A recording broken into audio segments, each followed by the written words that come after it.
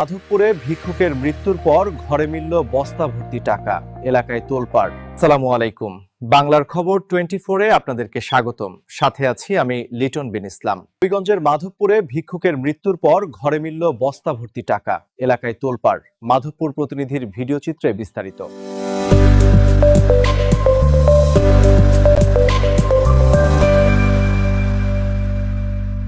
হবিগঞ্জের মাধবপুরে এক অবিশ্বাস্য ঘটনা। এক ভিক্ষুকের মৃত্যুর পর তার ঘর থেকে মিলেছে বস্তা ভর্তি টাকা।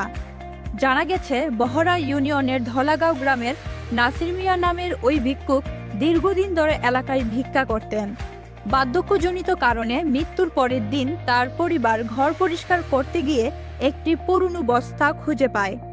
বস্তাটি খুলতে বেরিয়ে আসে গুচ্ছ গুচ্ছ টাকার নোট, মোট 2,24,000 টাকা।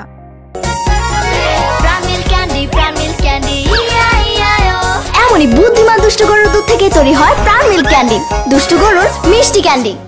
স্থানীয়দের ধারণা, তিনি বছরের পর বছর ভিক্ষা থেকে পাওয়া টাকাগুলো অল্প অল্প করে জমিয়ে রেখেছিলেন।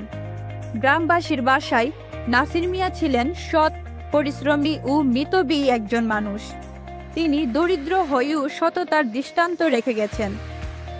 এ ঘটনায় পুরো এলাকায় সৃষ্টি হয়েছে তোলপাড় ও কৌতূহল। বর্তমানে তার পাওয়া টাকাগুলো তার পরিবারের হেফাজতেই রয়েছে।